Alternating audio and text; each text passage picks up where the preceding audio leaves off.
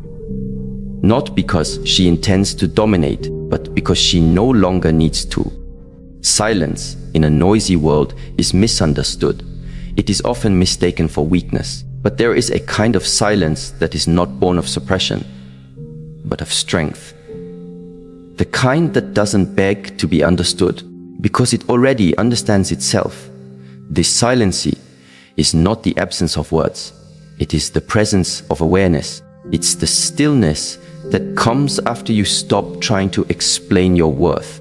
It's the peace that enters when you no longer react to every shift in another person's mood. It is the clarity that rises when your emotions are no longer dictated by what someone did or didn't say.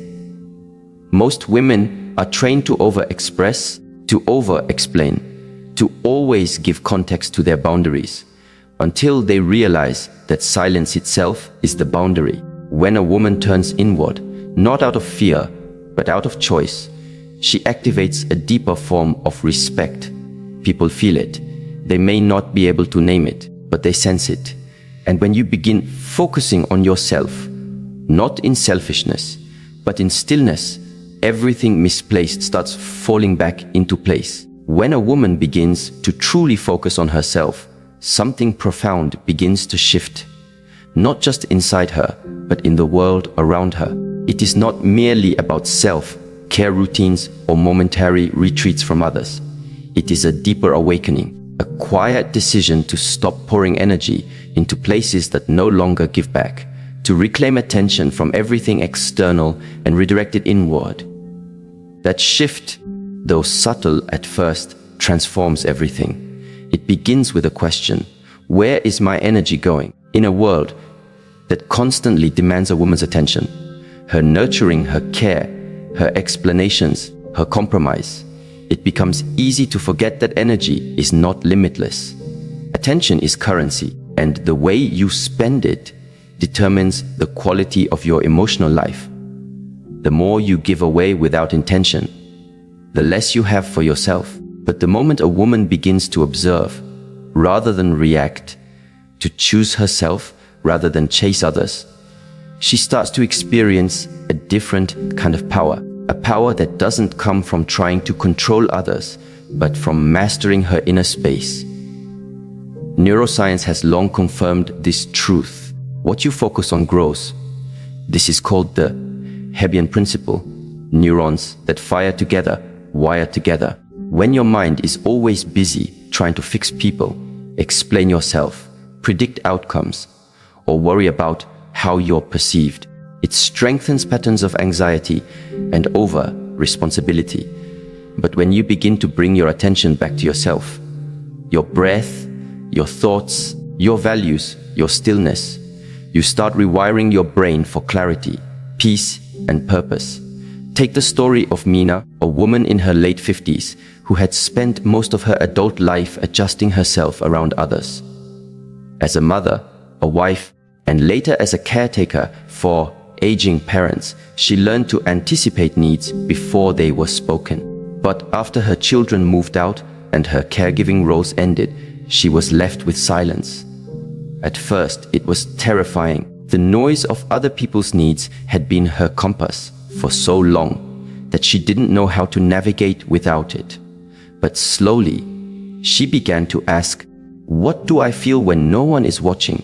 What do I want when I'm not needed? She started small.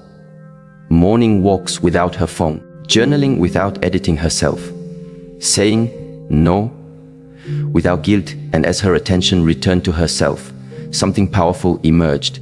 She no longer felt pulled in 20 directions. Her conversations became more intentional. She no longer responded to emotional manipulation with explanations, just calm silence. And to her surprise, people began to treat her differently, not because she demanded respect, but because she radiated it from within. Focusing on yourself is not abandonment of others. It is anchoring within yourself so you don't get lost in others. You begin to recognize your patterns, where you overextend, where you seek validation, where you betray your intuition to keep the peace. And each time you notice, you interrupt the automatic cycle. That moment of noticing is power. It's awareness becoming action. There is a sacred discipline in remembering yourself before you remember others. It requires asking before every yes, whether it's rooted in fear or integrity. It means pausing before reacting. To ask, is this worth my energy? Does this reflect who I am becoming? It's not easy, especially for women who've been conditioned to associate worth with service, silence with weakness, and boundaries with rejection. But in truth, the opposite is real. The woman who focuses on herself is not selfish. She is self-aware, and self-awareness is the foundation of every healthy relationship. Without it, we end up performing roles instead of being present. We absorb moods, mirror dysfunctions, and confuse emotional over-availability with love. But when we are centered within, we can discern between what belongs to us and what doesn't. We no longer take things personally. We stop rescuing people from lessons they are meant to learn. One of the most misunderstood aspects of this journey is the practice of silence.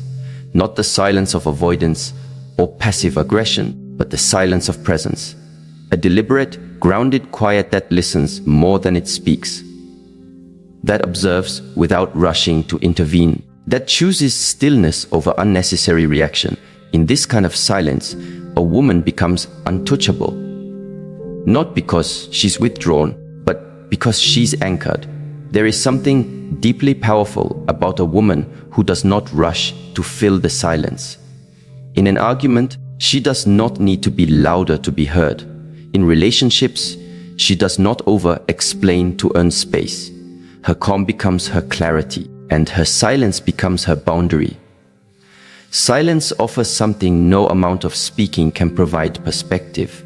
From a physiological standpoint, silence engages the parasympathetic nervous system, responsible for rest, digestion, and deep insight. When we are reactive, we operate from the sympathetic nervous system, fight or flight, which narrows our thinking and clouds judgment. But silence restores our access to higher thinking, creativity, and emotional regulation.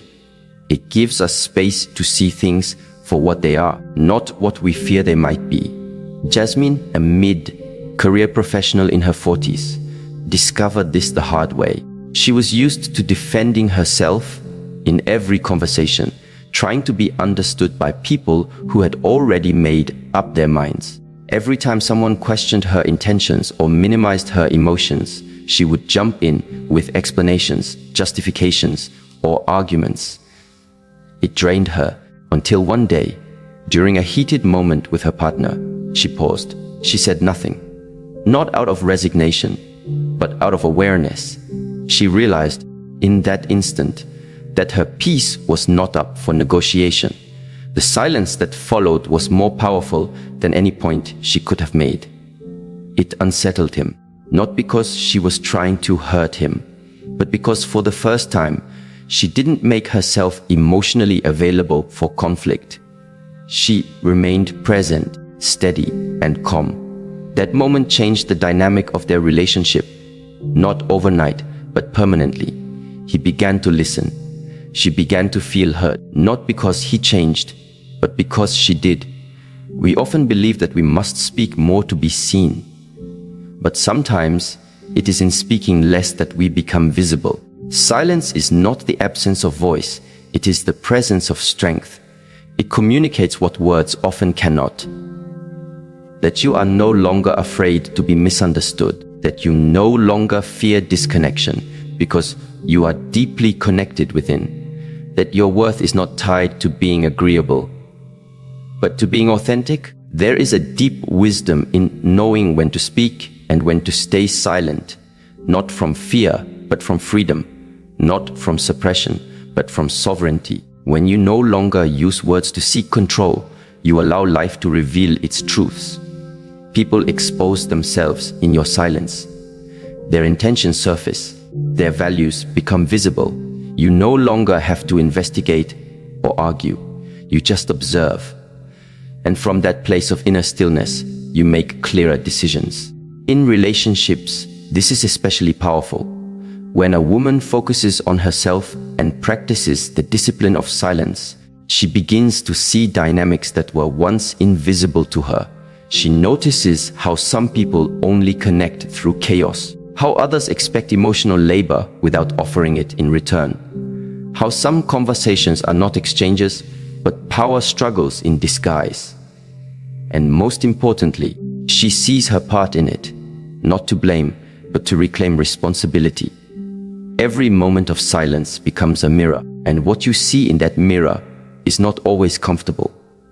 You might notice patterns of over-explaining, chasing closure, or giving second chances out of loneliness.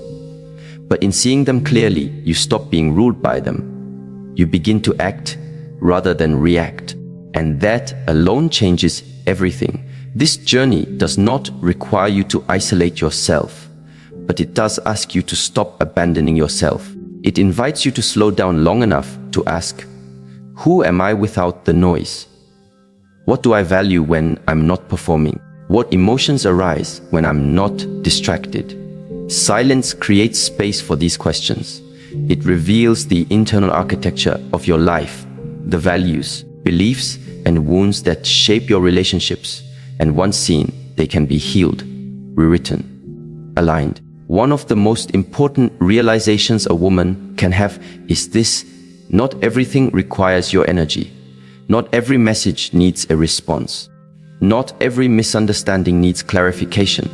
Not every question deserves an answer.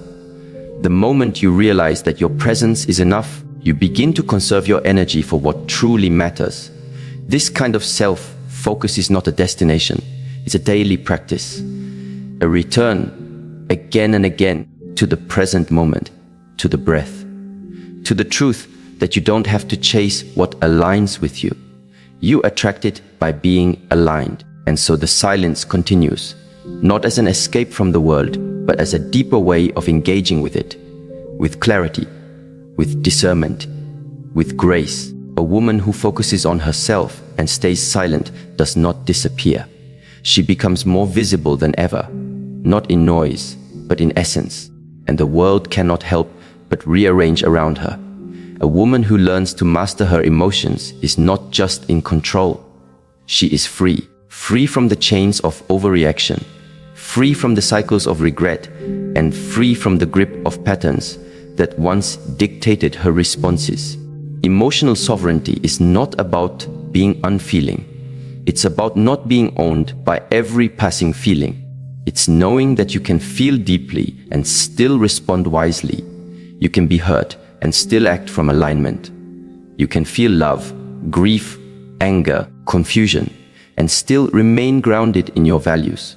Many people believe emotions are either something to be expressed impulsively or something to be suppressed entirely. But both extremes lead to inner imbalance. One makes you a slave to your reactions, the other disconnects you from yourself. True emotional power lies in the space between impulse and stillness. It is the cultivated ability to feel everything and yet not be consumed by anything. There is a teaching from ancient Eastern traditions that says, control your breath and you control your life. And indeed, modern neuroscience agrees. When a woman pauses and breathes consciously before responding to provocation, her brain shifts from the amygdala, where emotional reactivity is born, to the prefrontal cortex, where logic, reflection, and wisdom reside. This is not just spiritual advice, it is biological reality. Consider the story of Elia, a woman who for years was known for her fire. When someone crossed a line, she met them with intensity. Her voice rose, her heart raced.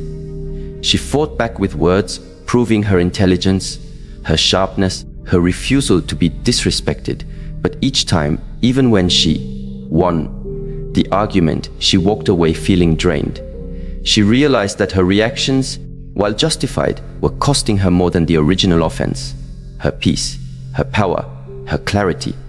One day, During a tense conversation with a colleague who had undermined her work in a meeting, she felt the familiar heat rising. The urge to respond immediately, to defend, to correct, but something in her shifted. She inhaled slowly, and instead of reacting, she simply paused, looked at him, said nothing. That pause, just a few seconds, wasn't empty. It was full of restraint, full of grounded energy, full of quiet power. In that pause, she realized something. The need to prove yourself is often born from the fear of being unseen. But when you know your worth, you no longer perform it for others. You hold it quietly, and the world learns to feel it without being told. The pause gave her time to assess, was this worth her emotional investment? Did this person truly have the power to define her value? No, she answered him with calm, clear boundaries, not from fire, but from foundation. And the result, he backed down, not because she was aggressive, but because she was anchored. She had stepped into emotional sovereignty. To be emotionally sovereign means your inner state is no longer at the mercy of other people's moods, decisions, or expectations. You stop outsourcing your peace. You stop being available to every emotional tug of war. You don't become cold, you become clear. And this clarity protects you from the trap of reaction. Every time you react without reflection, you give your power away. You let someone else set the rhythm of your nervous system. But when you pause, when you breathe, when you choose instead of react, you reclaim authorship over your inner world. This is especially vital in intimate relationships, where emotional triggers are most deeply rooted. Partners often mirror each other's wounds. One's insecurity feeds the other's defensiveness. One's silence triggers the other's abandonment. One's need for control collides with the other's need for freedom. Without emotional sovereignty, these dynamics spiral into conflict, misunderstanding, and resentment. But with awareness, they become portals for growth. Sophia, a woman in her late 30s, once described how every argument with her partner would end in her crying, shouting, or walking away in anger. She felt unheard, invalidated, emotionally exhausted. But as she began a daily practice of breathwork and emotional journaling, something changed. The next time conflict arose, she noticed her body first. The tightening in her chest, the clenching of her jaw, the quickening of her breath. Instead of reacting, she said, "Give me a moment." She stepped away, not to retreat, but to return to herself. She sat, she breathed. She asked herself not just what she felt, but why she felt it. Was it about him, or something deeper? And then, when she returned, she spoke, not from the storm, but from the center of it. The conversation that followed was the first they'd had in months that didn't end in emotional chaos. It wasn't perfect, but it was present. Emotional sovereignty is not achieved by force. It is practiced through daily attention, through the habit of awareness, through the discipline of self-honesty. It is cultivated in quiet moments when no one is watching, where you choose to observe rather than indulge the narrative. You choose to breathe instead of blame, to inquire instead of accuse. And this kind of presence doesn't just benefit your relationships with others. It deepens your relationship with yourself. You begin to trust yourself more. You stop second guessing every decision. You no longer need to crowdsource your worth or use someone's love as proof of your value. You begin to carry yourself with a quiet assurance. One that says, "I know who I am, I know what I feel, and I will no longer abandon myself for comfort or approval." This leads naturally into another kind of transformation, the power of embodied stillness. Not only does a woman's emotional mastery radiate through her words, or lack of them, but it speaks even more loudly through her presence, through how she moves, how she sits, how she breathes, how she listens, and most importantly, how she holds herself when no one else is holding her. The body is not just a vessel, it is a language. It tells others how to treat you before you speak. Posture, tone, eye contact. These are not just social cues. They are energetic signatures. They communicate whether you are grounded or scattered, open or guarded, calm or reactive. When a woman walks into a room with presence, she does not have to announce her strength. It is felt. It is not the presence that demands attention. It is the presence that holds attention. This doesn't come from performing confidence. It comes from cultivating inner alignment. Imagine Maya, a soft-spoken woman who was often overlooked at work meetings. Her ideas were good, but she presented them hesitantly, eyes down, voice low, shoulders slightly hunched. She didn't realize her body was communicating doubt, even when her words were clear. After attending a somatic awareness workshop, she began to practice a new habit each morning. Standing barefoot for 5 minutes, breathing deeply, rolling her shoulders back, grounding her feet into the earth. Over weeks, something shifted.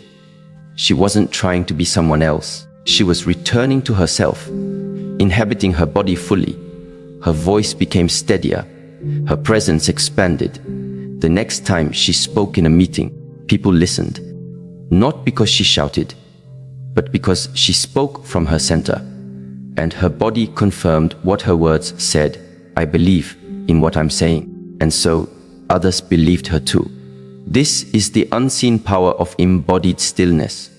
You don't have to yell to be heard. You don't have to push to be taken seriously.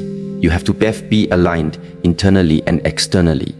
Breathwork, posture, stillness. These are not just wellness trends. They are foundational practices for women who want to move through life with clarity and respect. The breath especially is a tool often overlooked. It is the bridge between mind and body, between thought and action, between reaction and response. In moments of emotional intensity, one deep, intentional breath can change the entire trajectory of a conversation. The practice of conscious breathing rewires the body's stress response. It tells your nervous system, I am safe. I am here. I can respond with wisdom. Over time, this rewiring becomes your default. You are no longer pulled by the chaos outside you. You move from center. And that center becomes your compass, especially when others try to pull you into storms you didn't create. Embodied stillness also teaches you patience. In a world of urgency, a woman who moves slowly, who responds after reflection, who doesn't rush to fix or explain, becomes a mystery. Not because she hides herself, but because she reveals only what is aligned. Her yes is clear, her no is unwavering. Her time is sacred. This kind of presence doesn't push away others. It invites truth. It creates a relational field where only authenticity can survive. People can feel when you are present, not just physically, but energetically. They feel safer around you, not because you cater to them, but because you are not at war with yourself. And this, in turn, creates emotional safety in relationships. When your presence is grounded, your partner no longer feels the pressure to guess your mood, manage your triggers, or decode your reactions. You create a space of emotional predictability, not by being passive, but by being internally consistent. Children, too, sense this. A mother who is emotionally sovereign and embodied teaches not by her words, but by her way of being. She models what it means to be present in discomfort, to pause in conflict, to breathe through overwhelm, and that example becomes an inheritance more valuable than any advice. To live in this way requires intention. It is not automatic, it must be cultivated. But the reward is immeasurable. Your relationships evolve, your decisions clarify, your energy deepens. You become a quiet force, not for domination, but for peace, not for attention, but for alignment, not to prove, but to be.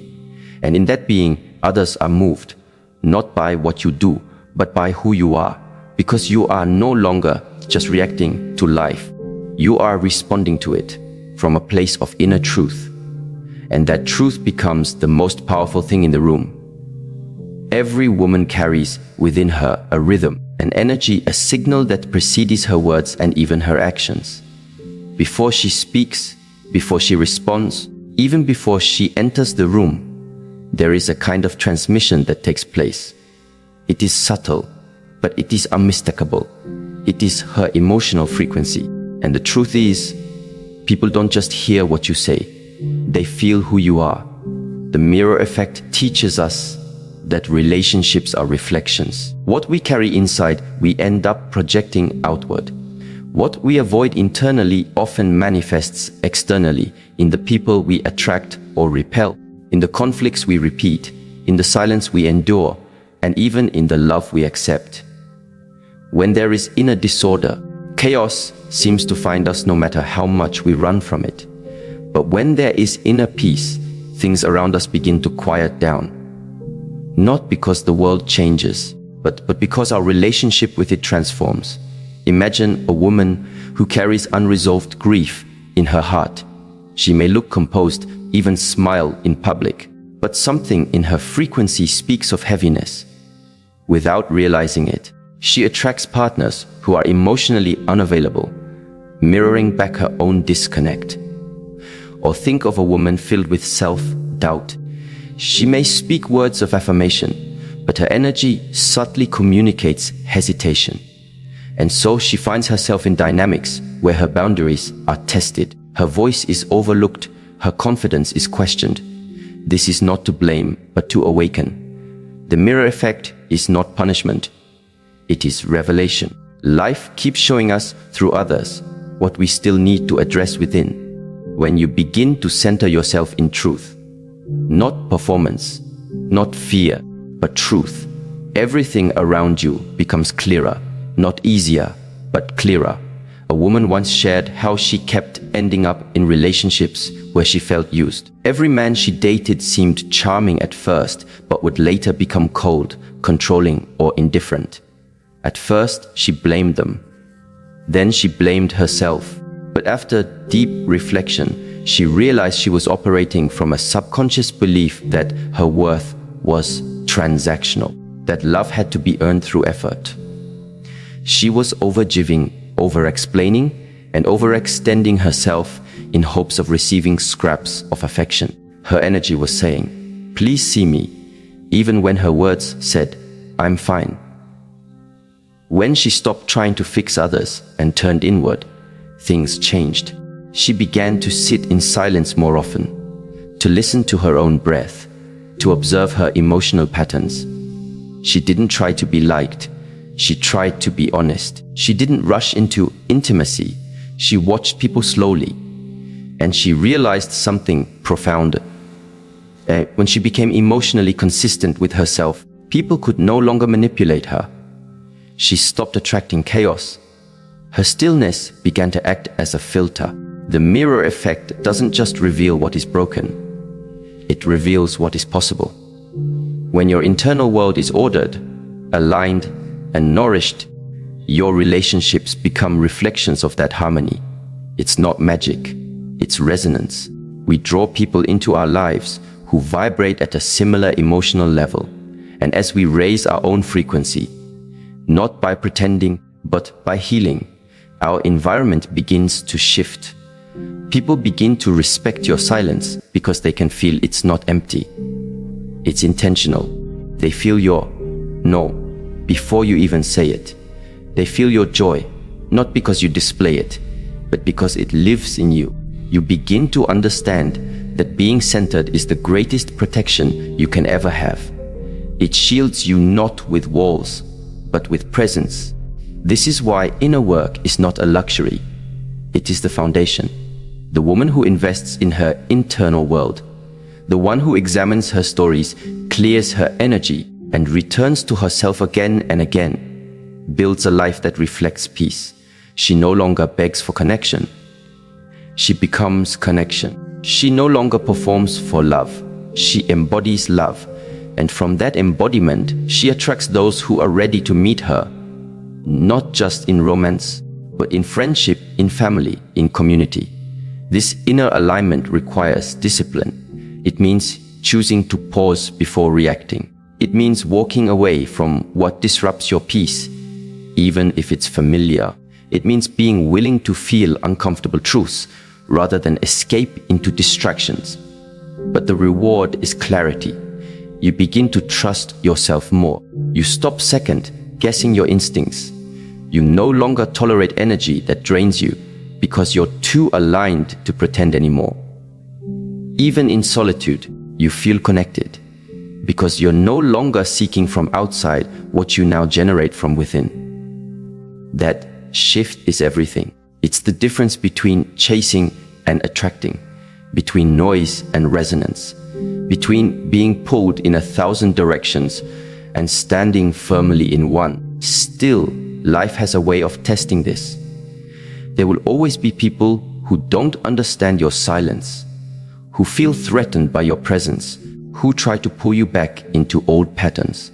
And in those moments, you are faced with a choicy contract to make others comfortable or expand to remain true. Sometimes, the most powerful move you can make is to pull back, not in resentment, but in realignment. This is what we call strategic withdrawal. It is the conscious decision to step back, to observe, and to allow the truth to reveal itself, not through confrontation, but through distance. There's a saying, when you stop speaking, people reveal who they are. It's not just a poetic idea, it's a psychological reality. When you stop feeding a dynamic, you expose its core. When you stop explaining yourself, you discover who truly seeks to understand you. When you stop initiating, you find out who values connection enough to reach for you. Distance has a language, and silence has its own kind of clarity. Strategic withdrawal is not about ghosting or playing games. It is about reclaiming your emotional energy from places where it is being wasted. It is about giving yourself space to see things as they are, not as you wish them to be. Often, we stay too long in situations because we are addicted to potential. We see what someone could be, and we ignore what they are. But potential is not a promise. And silence allows us to stop projecting and start perceiving. Amira, a woman who had been in an on-again, off-again relationship for years, finally chose silence, not out of bitterness, but out of wisdom. She had tried everything: talks, letters, counseling, compromise. But the cycle continued. Each time she explained her needs, they were acknowledged, but never respected.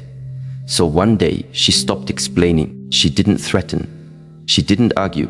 She just became quiet. That silence became her boundary. And in that space, she could finally hear her own voice again. Not the anxious voice that said, "Make it work," but the deeper voice that said, "Let it go." Within weeks, the truth of the relationship became undeniable. Not because he changed, but because she did. And from that clarity, she found peace. Withdrawal is not weakness. It is wisdom. It allows energy to recalibrate. It reveals who is willing to meet you where you are.